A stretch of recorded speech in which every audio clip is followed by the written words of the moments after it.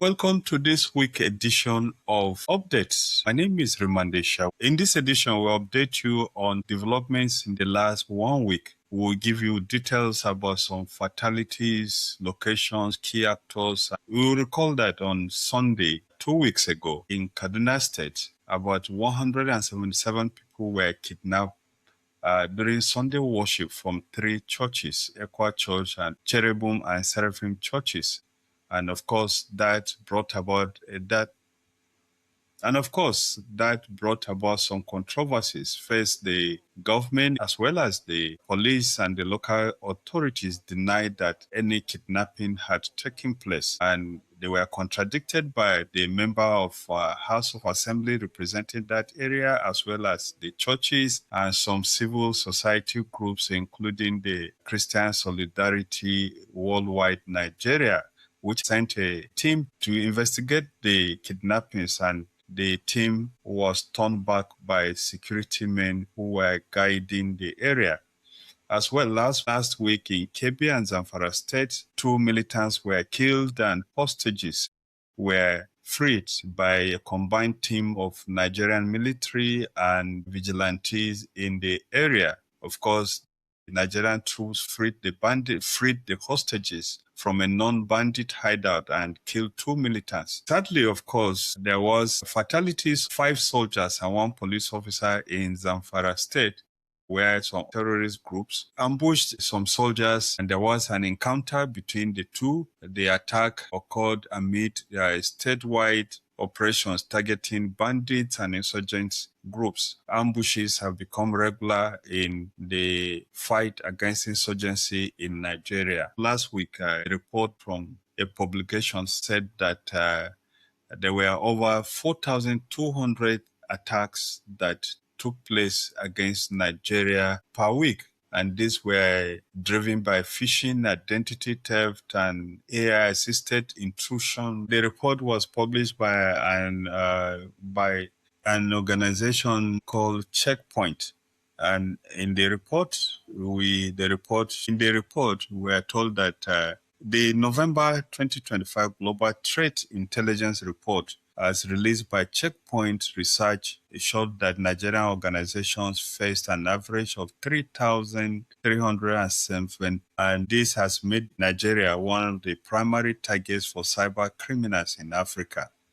The report places Nigeria second among 4 major African nations, trailing only Angola, which topped the list with 4,000. And of course, we do know from the reports that security challenges in Nigeria have continued unabated. A report that came out recently shows that 3.5 million displaced people in Borno, Adamawa, Yobe states and surrounding areas will face severe hunger this year. And the main actors that have created these problems are the armed groups, displaced civilians, and UN food agencies, which have been under pressures because of the withdrawal of the subsidy from the government of the United States. And the UN World Food Program warns that a loss of food aid funding could trigger catastrophic humanitarian outcomes. Ongoing violence, according to the group, has disrupted agriculture and displaced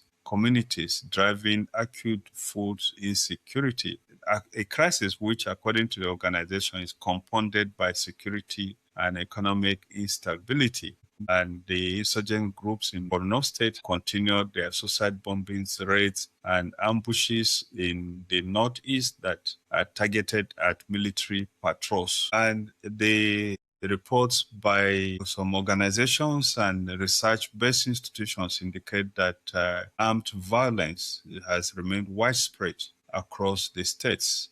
And a major trend which is affecting Africa today is the use of technology such as the unmanned aerial vehicles, UAVs, or drones as they're popularly known, which have been commonly used by terrorist organizations across Africa, and this appears to be changing dynamics in battlefields and also affecting the way the military around Africa will be approaching these insurgent groups. With these insurgent groups becoming more sophisticated and with the increasing problems and the pressure in the Middle East, it's expected that Africa will be at the receiving end of some groups and individuals who may not be able to stay in the Middle East and may be running to Africa, where they have access to safe havens. This is especially important because many of these groups are said to have been providing technical assistance to several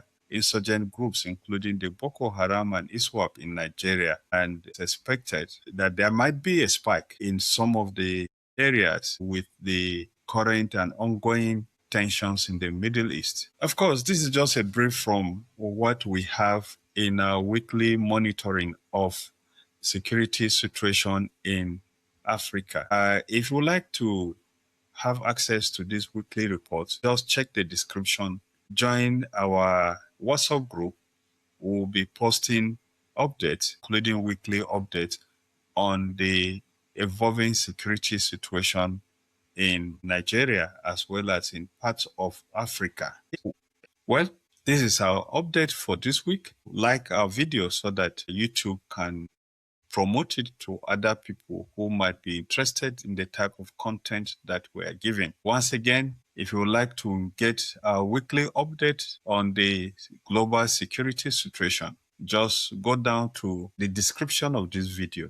You'll see our WhatsApp channel link there. Click on it and follow us, and you have access to security reports around the world as the situation unfolds. My name is Rumande Shawulu.